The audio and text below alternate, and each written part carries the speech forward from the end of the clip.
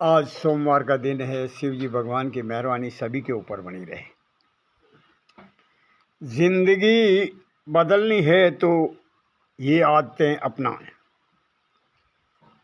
चाय की जगह पानी पिएं, मोबाइल की जगह घूमें फिरें, नींद की जगह काम करें, बोलने से पहले सुनना सीखें और खर्च करने से पहले कमाना सीखें। गुस्से की जगह धीरज रखें,